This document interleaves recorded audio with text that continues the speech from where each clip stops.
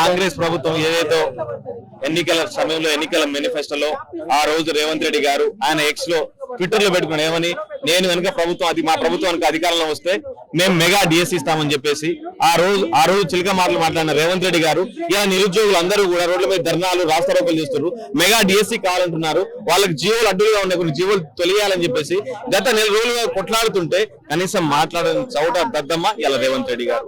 ఇవాళ ఢిల్లీలో ఏం జరుగుతుంది, జార్ఖండ్ లో ఏం జరుగుతుంది, ఢిల్లీలో ఇవాళ కాంగ్రెస్ జనతా పార్టీ మద్దతుగా పోయిన రేవంత్ రెడ్డి మరి ఇక్కడ నిరుద్యోగులు గత 40 రోజులుగా చేస్తున్నారు. మరి వాళ్ళ మద్దతుకి ఎందుకు రాలేదు? ఆ రోజు రాహుల్ గాంధీ గారు నిరుద్యోగులు నేను అండగా ఉంటా, నేను మాట్లాడతా అని చెప్పి మా దగ్గరకు వచ్చి అశోక్ నగర్ లో టీ తాగి బిర్యానీ తిని మా కోసం మాట్లాడిన వ్యక్తి ఇలా నిరుద్యోగులు అందరూ కూడా దిల్సుఖ్ నగర్ లో 30 రోజులుగా ధర్నాలు చేస్తున్నారు, రాస్తా రోకోలు చేస్తున్నారు.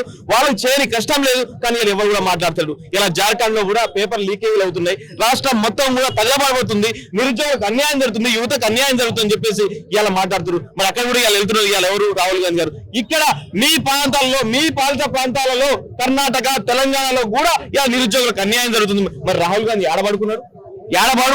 మరి వాళ్ళు చేస్తే సంసారం, మేము చేస్తే వ్యభిచారమా? మరి ఇది ఎక్కడ రాహుల్ గాంధీ గారు? ఆ రోజు మీరందరూ కూడా మీ చెల్లితో సహా ఇక్కడ సన్నగర్ శ్రేణిలో పెద్ద సభను పెట్టుకొని మాకు మద్దతు ఇస్తాము, మీకు రాజు యువకేశం ఇస్తాము, నిరుద్యోగ అండగా ఉంటామని చెప్పి ఆ రోజు మీ చెల్లె వచ్చి అన్నలు వచ్చి ఇద్దరు వచ్చి మాకు న్యాయం చేస్తా ఉన్నారు. మరి ఇలా మా చెల్లెళ్ళు అన్నలు తమ్ముళ్ళు అందరూ కూడా రోడ్లపై ఏడుస్తున్నారు. ఇలా మాకు ఉద్యోగాలు కావాలంటారు. మరి ఎవరు ఎందుకు మాట్లాడుతున్నారు? ఇలా వర్ణయాగం, ఇలా వర్షం పడట్లేదని ఇలా వర్ణయాగం చేస్తుంటే ఇలా మాకు నోటిఫికేషన్ లేదు. 3 సంవత్సరాల నుంచి మేమే యాగం చేయాలి, రేవంత్ రెడ్డి యాగం చేయాలా, మరి కాంగ్రెస్ ప్రభుత్వం యాగం చేయాలా? సిగ్గుండాలి. మాకు కూడా 3 సంవత్సరాల కరువు ఏర్పడింది, ఒక్క నోటిఫికేషన్ లేదు. ఇలా 3 సంవత్సరాల కాలంలో ఒక్క నోటిఫికేషన్ లేదు. గత ప్రభుత్వం ఇచ్చిన నోటిఫికేషన్లు మందికి పుట్టిన పిల్లలు మా పిల్లలు అని చెప్పి ఇలా ముద్దాడే పరిస్థితి వచ్చి తెచ్చుకున్న ప్రభుత్వం ఇలా కాంగ్రెస్ ప్రభుత్వం. ఎందుకంటే ప్రభుత్వం వచ్చిన తర్వాత గతంలో డిఎస్సీ 5,000 కావచ్చు, మొన్న 7,000 కానిస్టేబుల్ పోస్టులు ఇస్తా ఉంటే ఎందుకు మరి ధర్నాలు చేస్తా ఉన్నారు? ఎవరిచ్చిర్రు? గత ప్రభుత్వం ఇచ్చిన నోటిఫికేషన్, గత ప్రభుత్వం ఇచ్చిన నోటిఫికేషన్లనే ఫైనాన్షియల్ అప్రూవల్ పొందిన దాన్ని మీరు ఇలా నోటిఫికేషన్ ఇస్తారు. కానీ మీ ప్రభుత్వం వచ్చిన తర్వాత ఒక్క నోటిఫికేషన్ ఇవ్వలేదు. మేము చర్చకు సిద్ధంగా ఉన్నాం, రెడీగా ఉన్నాం. దిల్సుఖ్ నగర్, అశోక్ నగర్, కరీంనగర్ ఎక్కడైనా మీరు చర్చకు పిలవండి.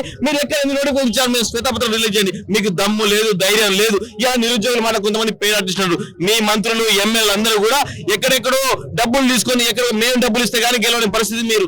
మా చేతుల డబ్బులతో మేము పెట్రోల్ కొట్టించుకొని మా తల్లిదండ్రులకు మేము పొరుగు దండాలు పెడితే గెలవని పరిస్థితి మీరు మా గురించి మాట్లాడారు. చెప్తున్నా, అటు ఎవరైనా సరే కాంగ్రెస్ అయినా, బీఆర్ఎస్ అయినా, బీజేపీ అయినా, ఇలా రాష్ట్రంలో నిరుద్యోగులు అన్యాయం జరుగుతుంది. ఏ విషయంలో కానీ, డిఎస్ విషయంలో కానీ, గ్రూప్ విషయంలో కానీ, ఏ విషయంలో కానీ ఇలా నిరుద్యోగులు అన్యాయం అయిపోయారు, మోసం అయిపోయారు.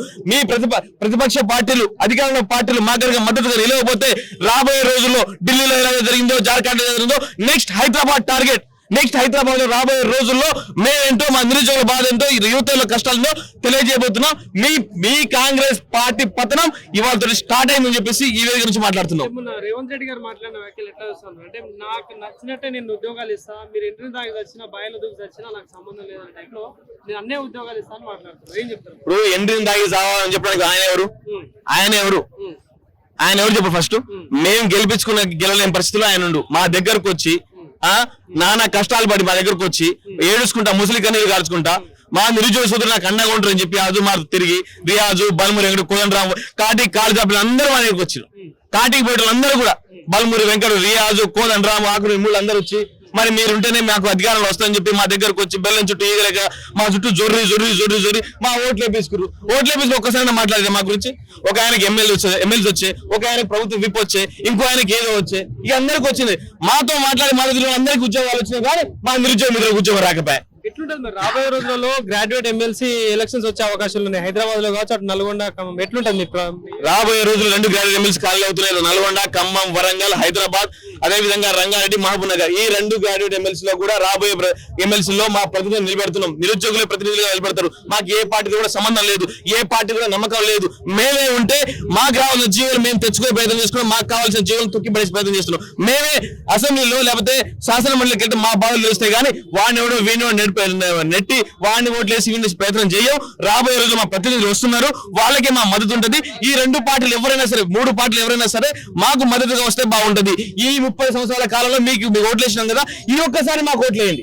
ఈ ఒక్కసారి ఇవాళ నిరుద్యోగ ప్రతినిధులకు ఓట్లేయండి. మేమేంటో చూపెడతాం. ఈ రాష్ట్రంలో, దేశంలో యువత పవర్ అంటే చూపిస్తాం. కాబట్టి దయచేసి మా ప్రతినిధులను త్వరలో ప్రకటిస్తున్నాం. రాబోయే 2 గ్రాడ్యుయేట్ కాంగ్రెస్ పార్టీ బరాబర్ ఓడిపోతుంది. మీరు ఇప్పుడే చెప్తున్నాను దిల్సుఖ్ నగర్ నుంచి, ఈ వేదిక నుంచి 2 graduate MLC 0 graduate Congress party 0. ఏ మొగోడు నిలబడతాడో, ఏ మొగోడు వస్తాడో మేము కూడా చూస్తాం. ఏ మొగోడు వస్తాడో, ఏ మొగోడు నిలబడతాడో మేము చూస్తాం. రేవంత్ రెడ్డి వర్సెస్ నిరుద్యోగులు. ఇక మీరు గుర్తుపెట్టుకోవాలి, రేవంత్ రెడ్డి వర్సెస్ నిరుద్యోగులు. ఒకవేళ రేవంత్ రెడ్డి గెలిచడానికో ఈ రాజకీయాలు, డ్రామాలు, ధర్నాలు, రాస్తారోకులు ఏవి ఉండవు. రేవంత్ రెడ్డి గ్రేట్ అని చెప్పేసి మేము ఇక్కడ నుంచి వెళ్ళిపోతాం. రాబోయే 10 ఏళ్ళు నేనే ముఖ్యమంత్రి అంటున్నాను రేవంత్ రెడ్డి. ఇప్పుడు రాబోయే రోజులు నేను కూడా సీఎం అవుతా. మీరు నమ్ముతారా? నమ్ముతారా మీరు? నేను కూడా సీఎం అవుతా అని చెప్తున్నా మీకు. ముఖ్యమంత్రి కాబట్టి అనడానికి అర్థం ఉంది. 110 స్థానాలతో నేను కూడా నన్ను నమ్మండి. ఈ యువత కూడా లీడర్ నన్ను నమ్మండి. మీరు సీఎం నమ్మినప్పుడు నాకు ఆయనకి ఇంటెలిజెన్స్ నాకు కూడా ఇంటెలిజెన్స్ ఉంది. నేను నా పిల్లలు తిరుగుతున్నా, మా తల్లితో మాట్లాడుతున్నా, నాకు ఇంటెలిజెన్స్ వ్యవస్థ ఉంది, నాకు పని చేస్తున్నారు. మరి ఆయనకి ఎవరున్నారు చెప్పు? ఆయన డబ్బులు ఇచ్చి పని చెప్పిస్తే నాకు పని, ఆయన ఫ్రీగా పని చేస్తారు. నాకు తెలుసు ఆ బాధ. వీళ్ళందరూ నా తమ్ముళ్ళు, వాళ్ళు తెలుసు. అన్న నా కోసం కష్టపడుతున్నారు, నువ్వు ఎమ్మెల్యే అవుతున్నారు. మరి ఇంటెలిజెన్స్ నాకు కూడా ఉంది. మీరు ఎట్లా నమ్ముతారన్న? 30 ఏళ్ళు ఉంటా అంటారు. ఈ అమ్మకి అన్నం పెట్టడం పెద్ద బంగారు తెచ్చి పెడతానంట.